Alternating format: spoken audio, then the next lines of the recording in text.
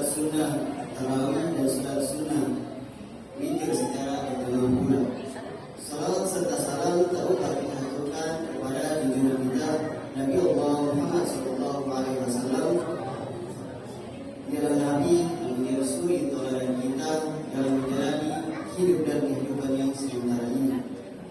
Seperti biasa, sebelum kita mendengarkan ceramah tarawih pada malam hari ini, kami dari panitia Gerak Amaliyah Ramadan Masjid Tua Ayu dan Katangka ini menyampaikan beberapa hal.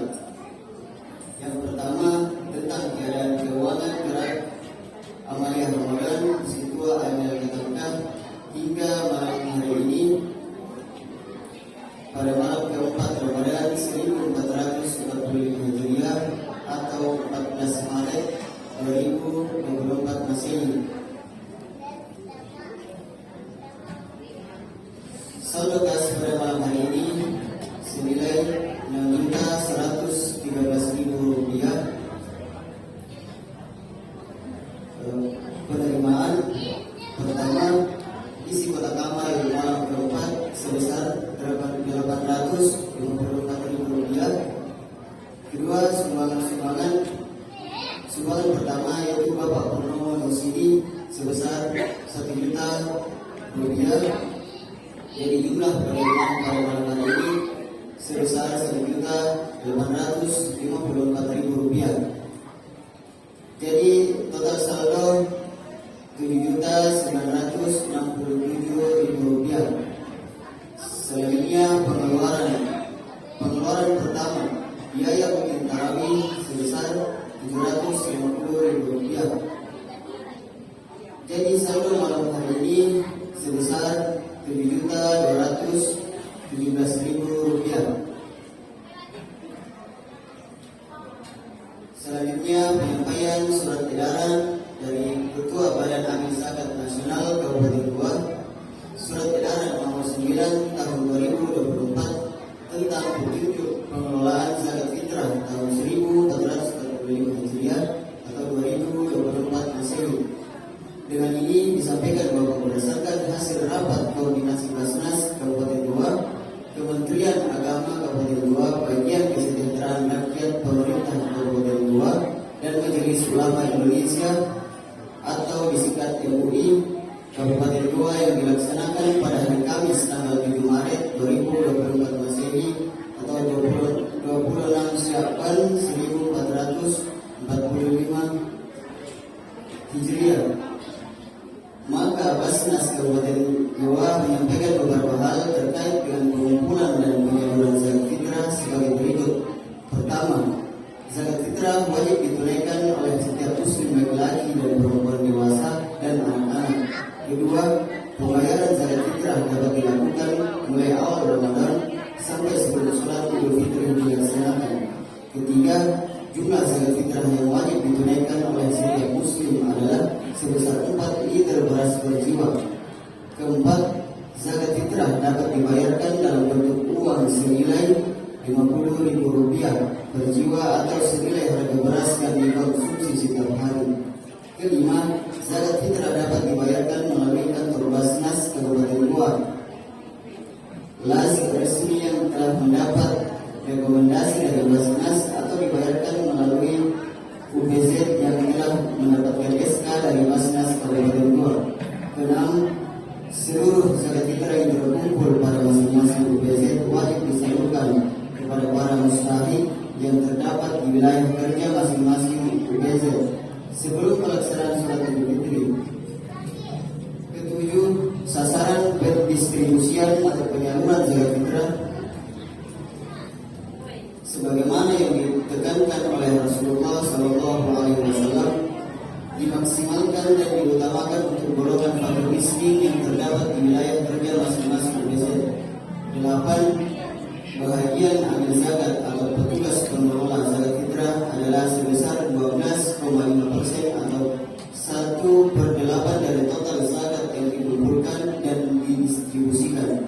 Kesembilan, setiap orang dilarang dengan sengaja bertindak selaku amil zakat melakukan pengumpulan, pendistribusian dan pendayagunaan zakat tanpa izin pejabat yang berwenang Pasal 38 Undang-Undang 23 Tahun 2011 tentang pengelolaan zakat. Ke-10, pengelolaan zakat atau zakat fitrah ataupun zakat harta baik penerimaan maupun pendistribusian agar dilaporkan ke Basnas Kabupaten Goa paling lambat 10 hari setelah pelaksanaan sholat Idul Fitri. Demikian penyampaian ini, semoga setiap zakat, infak dan sedekah yang dikeluarkan mendapatkan balasan yang setimpal dari Allah Subhanahu wa taala, dan harta yang masih tersisa mendapatkan keberkahan darinya. Amin. Ditetapkan di Sulu Minasa pada tanggal 7 Maret 2024 oleh Ketua Badan Amil Zakat Nasional Kabupaten Goa, Dr. Andes Haji Abbas Alauddin SHMM. Penyampaian selanjutnya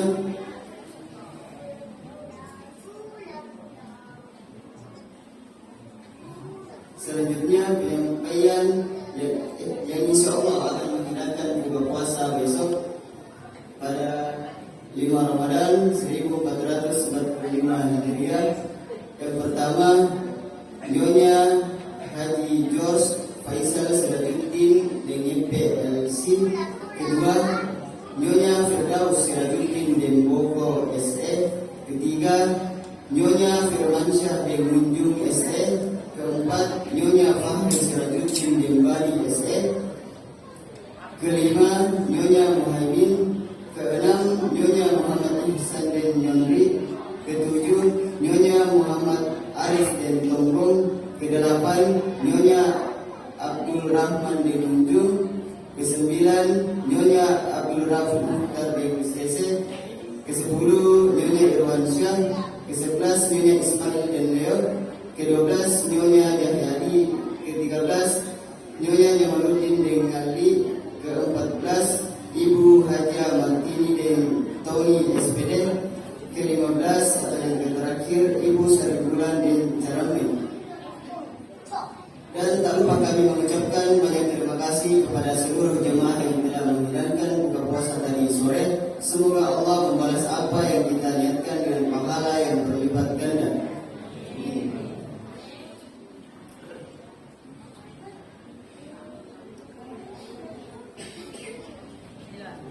Sebelum penceramah naik, kita akan menyaksikan penampilan dari santri TPQ Besi Tua dan Tetangga, yaitu Arafah, Rofi dan Farhan yang akan membaca surah Al-Kausar.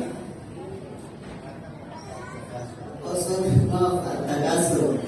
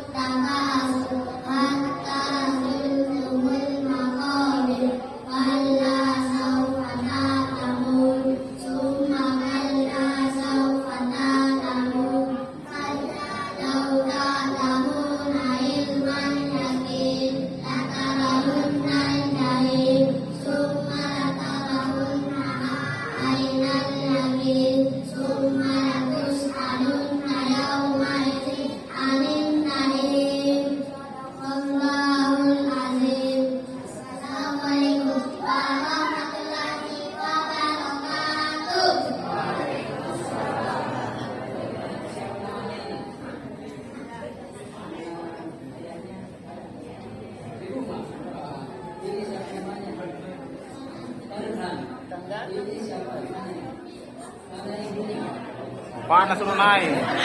Menteng tuh.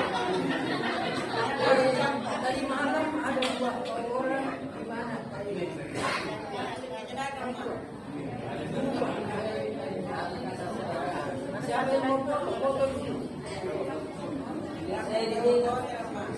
Naik ke remah.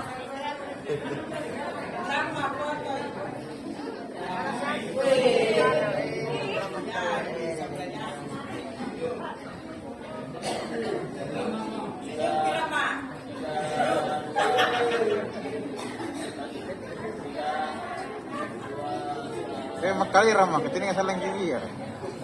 Jadi siapa yang mau berpartisipasi besok tampilkan anak-anaknya dan juga bersedia memberikan dan hadiah kepada anaknya. Boleh juga sebagai satu tanda kebenaran.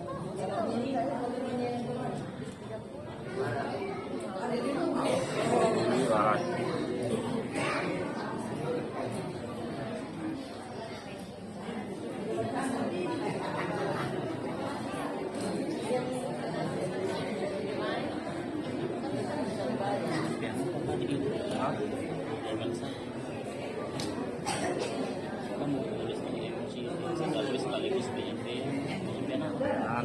Surat edaran sudah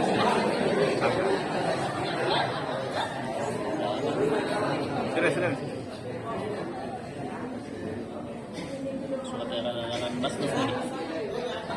RK. Iya. Hah? Surat Edaran edaran ini ya, Basnas. Badan Amal Zakat Kabupaten Goa. Badan Amal Zakat Kabupaten Goa. Itulah tadi penampilan dari santri dari Jius itu ada kan.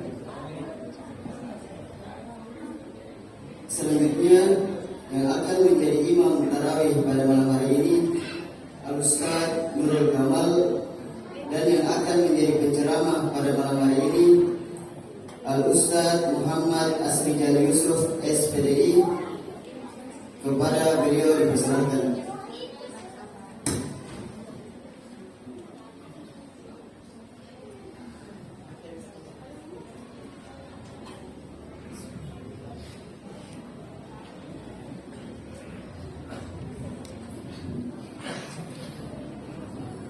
أعوذ بالله من الشيطان الرجيم بسم الله الرحمن الرحيم السلام عليكم ورحمة الله وبركاته.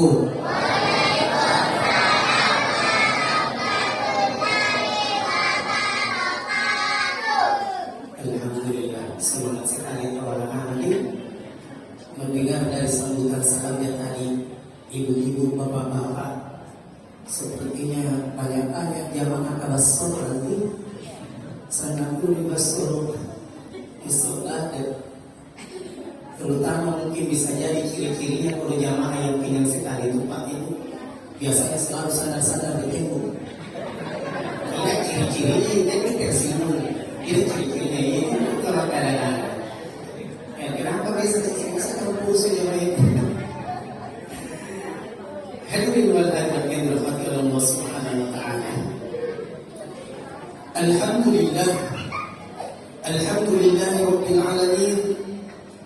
Nahmaduhu wa nasta'inuhu wa nastaghfiruhu wa nastarshiduhu wa na'udzu billahi min shururi anfusina wa min sayyiati a'malina. Man yahdihillahu fala mudilla lahu wa man yudlil fala hadiya lahu. Asyhadu an la ilaha illallah وأشهد أن محمدا عبده ورسوله مفتاح باب رحمة الله عدد ما في علم الله صلاة وسلاما دائمين بدوام ملك الله وعلى آله وأصحابه ومن والاه. فقال الله تعالى في آية أخرى أعوذ بالله من الشيطان الرجيم بسم الله الرحمن الرحيم يا أيها الذين آمنوا كتب عليكم الصيام كما كتب على الذين من قبلكم لعلكم تتقون. Sadaqallahul Azim. Sebelumnya kami kepada yang terhormat seluruh tuan-tuanku yang hadir pada malam hari ini, terkhusus yang ada di Bandar Utara. Karena memang kondisinya bagaimana ini. Tiadalah kalimat yang patut kita ucapkan pada malam hari ini Pak Ibu. Alangkah bahagianya kita.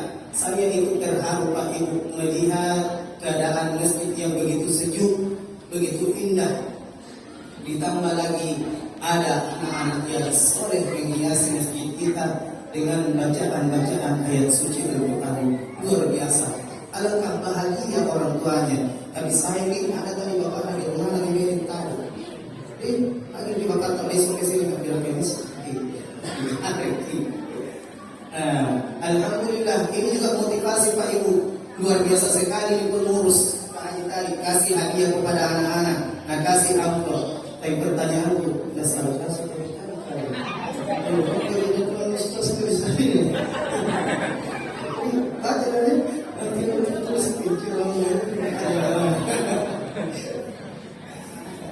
Alhamdulillah. Kemudian kita tak henti-hentinya senantiasa bersalawat kepada junjungan baginda Rasulullah Muhammad sallallahu alaihi wasallam yang telah diutus di permukaan bumi ini sebagai rahmatan lil alamin, rahmat bagi seluruh alam. Bapak Ibu jamaah tarawih yang dirahmati oleh Allah Subhanahu wa taala, di ceramah yang singkat ini kurang lebih ada 4 hal yang Al-Fakir akan sampaikan. Yang pertama, Allah Subhanahu wa taala telah berfirman di dalam Quran surah At-Taubah, A'udzu billahi minasyaitonir rajim.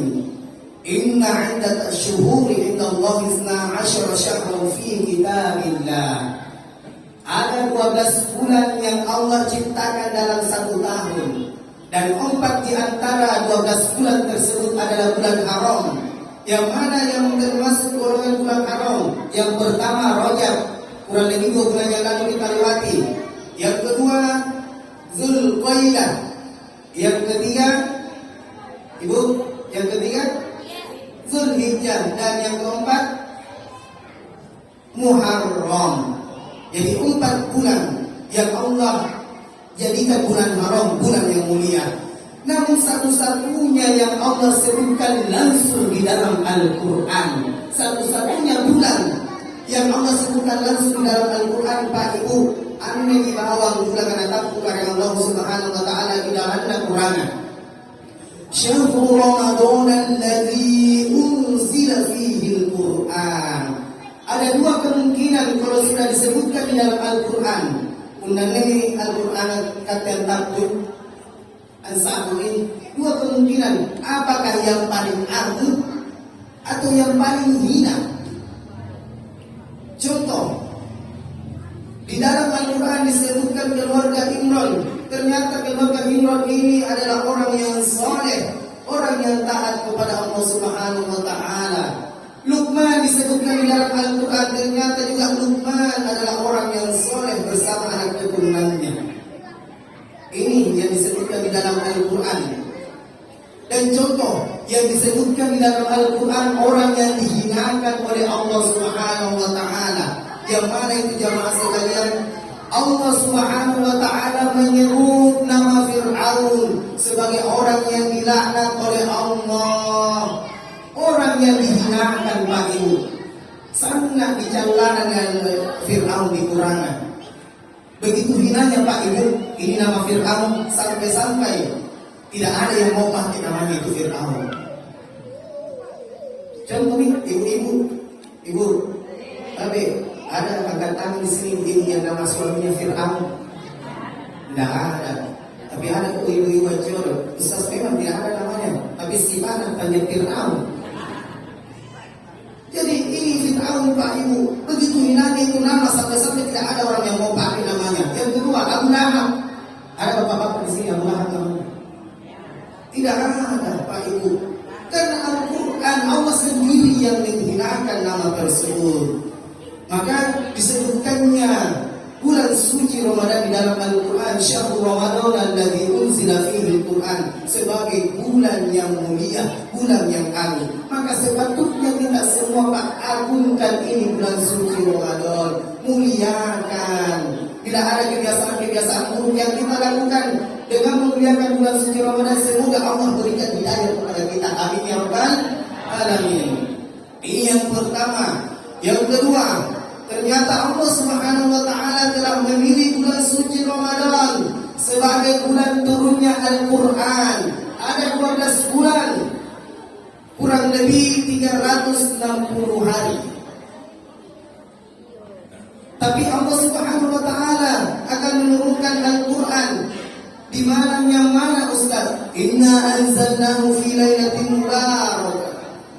Di malam yang penuh berkah. Ketika Rasul sallallahu alaihi wasallam bertahan musibah Hira, usia 38 tahun tidak turun malaikat Jibril. Usia 39 tahun tidak juga turun Jibril. Ini Jibril namun. Tapi begitu genap 40 tahun usianya Rasul sallallahu alaihi wasallam, maka turunlah Jibril naraka sanna batena neraka Nabi sallallahu alaihi wasallam. Kemudian beliau berseru kepada Rasul, "Iqra, bacalah apa kata kita. Ma ana biqari, saya tidak bisa membaca. Iqra, bacalah, ma ana biqari." Hingga ketiga kalinya Iqra, maka turunlah pada saat itu surah yang pertama, ayat yang pertama. Apa itu? Yang pertama turun apa? Kemarin tadi jemaah yang jawab, Ustaz, surah Al-Iqra. Betul lagi aku. Surah Al-Alaq, Iqra bismi rabbikal ladzi khalaq. Maka inilah surah yang pertama kali turun pada saat itu. Di mana waktu turunnya, Ustaz? Ada 360 malam. Namun Allah memperkecil, mempersempit menjadi antara 30 malam atau 29 malam. Yang di mana itu? Inna anzalnahu fi lailatul qadr. Ternyata Allah persempit dari 360 malam menjadi 30 atau 29 malam. Mana malam yang mana lagi, Ustaz? Syahrul Ramadan alladzi unzila fihi al-Qur'an. Ternyata di malam bulan suci Ramadan, namun tidak diketahui pasti, tidak disebutkan pasti malam keberapa Al-Quran tersebut turun. Maka dengan itu bulan Ramadan ini juga disebut dengan Syahrul Quran, bulannya Al-Quran. Maka sungguh luar biasa orang yang senantiasa meningkatkan bacaan Al-Qurannya pada saat ini, Pak Ibu. Jadi kami banyak-banyak membaca Al-Quran, kurangi cerita yang salah-salah. Itu. Kemudian yang ketiga, pernah suatu ketika Rasul sallallahu alaihi wasallam berkisah, menceritakan kisah mengenai kaum Bani Israel. Kaum Bani Israel ini usianya 80 tahun, Pak. Sedang 70 tahun umurnya. Apa anak-anak kita? Malamnya ia ibadah, siangnya ia berjihad, la ya'suna Allah tarfata aini, tidak pernah bermaksiat sekali mata pun kepada Allah Subhanahu wa taala. Tidak pernah melakukan kesalahan, Pak Ibu, tidak pernah melakukan dosa, takut berbuat dosa di hadapan Allah. Malamnya ibadah, siangnya ia berjihad, la ya'suna Allah tarfata aini, tidak pernah bermaksiat sekali mata pun di hadapan Allah Subhanahu wa taala. Maka mendengar kisah yang luar biasa ini, jamaah sekalian, anggar kisah sahabatnya Nabi sallallahu alaihi wasallam. Kenapa menangis, Ustaz? Karena sahabat merenungkan, karena Rasul telah menyampaikan bahwa usia umatku itu baina sittin wa sab'in, hanya berkisar 60 sampai 70 tahun saja. Sedangkan ini umat Bani Israel usianya 80 tahun. Malam ia beribadah, siang ia berjihad, tidak pernah lagi maksiat di hadapan Allah Subhanahu wa taala. Sedangkan kita umat Rasul ini yang menangisi sahabat Rasul, kami masih sibuk bekerja, ya Rasul. Sibuk bekerja, sibuk kepada keluarga. Ibu-ibu sibuk bicara, belum bicaranya, belum pekerjaannya lagi di rumah. Kalau dipikir-pikir, Pak, udah dipikir ini berapa lama kita melaksanakan ibadah kepada Allah Subhanahu wa taala. Tapi mohon maaf, kalau kita pun melaksanakan sholat 4 rakaat, itu kadang kurang lebih 10 menit. 10 menit dikali 5 waktu, Pak. Paling tidak cukup 1 jam kita mengingat Allah Subhanahu wa taala.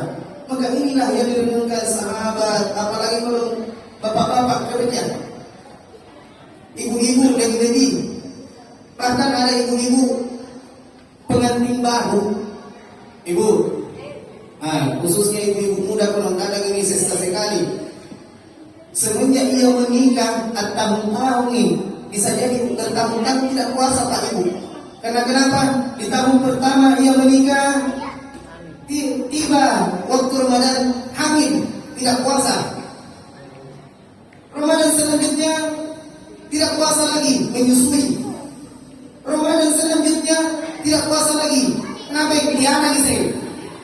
Ramadan berikutnya tidak puasa lagi. Kenapa? Menyusui. Saya sempat sampaikan Pak Ibu, lewat itu kalau ibu-ibu Pak Ibu tidak bisa kali itu puasa saat menyusui. Karena Ustaz, apanya bikin berat? Kenapa susu Ustaz? Tak puas, anak lupa susu. Luar biasa. Yang mana itu kenapa banyak sekali? Karena kita masih susu semua. Ustaz, yang pertama ini ibu disampaikan. Ustaz, yang pertama pada yang susui ini anak yang baru lahir, anak-anak neneknya yang kegigilan. Yang kedua, anak-anak lakukan kumisnya. Jadi mikir kan, nampaknya itu dia akan dolar terus. Ternyata, apa? Jadi hadirin Allah Subhanahu Wa Taala. Maka oleh itu Pak, Allah Subhanahu Wa Taala memerintahkan Jibril temu Rasul, sampaikan kabar gembira untuk umatnya Rasul. Tidak perlu kalian bersedih, tidak perlu kalian khawatir, sebab ada hadiah yang Allah berikan khusus untuk umat Rasulullah Sallallahu Alaihi Wasallam. Tidak ada nabi-nabi yang lain diberikan hadiah ini. Yang mana Pak Ibu? Inna anzalnahu fi lailatul qadar. Malam Lailatul Qadar jemaah sekalian. Ada 25 rasul, banyak nabi, namun dikhususkan malam ini hanya untuk umat Rasulullah Sallallahu Alaihi Wasallam. Luar biasa Pak Ibu, begitu istimewanya kita umatnya Rasul Sallallahu Alaihi Wasallam. Sampai-sampai Pak Ibu, apalagi anak kita Sallallahu Alaihi Wasallam, laukana Musa hayyan, jika seandainya Nabi Musa masih hidup, ma wasa'ahu ayat tabi'ani, maka pastilah Nabi Musa akan ikut menjadi umatku, anak kita Sallallahu Alaihi Wasallam. Begitu inginnya Nabi Musa alaihissalam Pak Ibu menjadi umatnya Rasul, sampai-sampai pernah berdoa, ya Allah matikan hamba sekarang dan hidupkan kembali hamba di zamannya Rasul. Kami doa itu ditolak oleh Allah Subhanahu Wa Taala. Maka beruntunglah kita Pak Ibu, jangan sia-siakan ini malam Ramadan, karena jangan sampai kita sia-siakan masih berharap bertemu asibuntul kisah di malam tahun Korea. Nah ternyata ajal kita tidak. Jangan disia-siakan Pak Ibu. Dan yang terakhir yang hanya ada di bulan suci Ramadan, tasahharu, bersahurlah kalian, fa inna fis sahuri barakah, karena di sahur itu terdapat berkah. Ustaz, apa yang menyebabkan sahur itu berkah? Kita berniat bersahur karena Allah Subhanahu Wa Taala, agar kiranya tubuh kita dalam keadaan kuat, sehat dalam melaksanakan ibadah-ibadah di bulan suci Ramadan. Apalagi Ustaz yang menyebabkan sahur itu berkah? Semua umat muslim di dunia Pak Ibu bangun untuk bersahur. Namun tidak semua yang bangun ini bukan sekedar bersahur saja, melainkan banyak di antara mereka yang terlebih dahulu melaksanakan sholat sunat tahajud. Jadi Ibu, Pak, Abek yang insya Allah yang sedang biasa bangun sholat tahajud sebentar, ini saran dan masukan untuk kita semua. Nanti kalau kita mau kerjakan sholat sunat tahajud, jangan langsung sholat sunat tahajud, upayakan dulu kerjakan sholat sunat wudu 2 rakaat. Ustaz, apa manfaatnya ini sholat sunat wudu? Pernah suatu ketika Rasul Sallallahu Alaihi Wasallam dia panggil Bilal, ta'al Bilal, Bilal kemari Bilal. Ya Rasulullah, ada apa? Sami'tu da'fana ilaika baina yadayya fil jannah. Saya mendengar suara sendalmu telah berada di surga. Nah, kamu Bilal masih hidup. Bayangkan Pak, Bilal orangnya masih hidup, tapi sendalnya sudah kedengaran di surga. Karena ngeran menginjak pemimpin di surga. Aku tanya kita, amalan apa yang kamu kerjakan ya Bilal? Apa jawab Bilal? Ya Rasul, yang saya kerjakan setiap kali selesai mengambil air wudhu, saya terlebih dahulu melaksanakan sholat sunnah wudhu 2 rakaat. Jadi Bu, Pak, yang bangun sebentar sholat sunat tahajud, sholat sunnah upayakan juga sholat sunat wudhu. Dan alhamdulillah saya juga sudah kerjakan Pak Ibu. Pernah suatu ketika, satu waktu Pak Ibu, saya kerjakan, begitu saya selesai kiramat tarawih, asal waktu masih nikah, alhamdulillah, Allahnya di sendalku. Jadi kadang-kadang tinggi, para dia malaikat angkat lintang di syurga. Ya lah jamaah, kurang bantu kalau bantukan, tiba hati-hati ini. Jadi itu baru kasar dalam diri. Ternyata saya harapkan kira di syurga bisa sendalku. Jadi kapan-kapan ada jamaah sedang keluar dari masjid Nabi Sendal jamaah bicara. Jadi insya Allah padukan pendengar yang itu. Hadirin wa hadirat yang dirahmati oleh Allah Subhanahu wa taala. Jadi jangan anggap enteng juga ini sahur, Pak. Karena ada berkah di balik sahur tersebut. Maka olehnya itu keempatnya ini Pak, insyaallah semoga kita semua istiqomah untuk melaksanakan amaliyah kita di bulan suci Ramadan. Dan untuk jamaah yang mungkin bisa jadi hanya waktu Ramadan saja menginjakkan kaki di masjid, rajin datang sholat di masjid, kita semua doakan mudah-mudahan selepas Ramadan menjadi hamba yang istiqomah datang ke masjid sampai meninggal dunia. Amin ya rabbal alamin. Mungkin hanya inilah yang bisa Al-Fakir sampaikan Bapak Ibu. Mohon maaf atas segala kekurangan, tapi kalau kurang letak saya minta maaf bila mana ada kalimat yang tidak berkenan di hati kita semua. Demikian, wallahu muwaffiq ila aqwamit thoriq. Wassalamualaikum warahmatullahi wabarakatuh.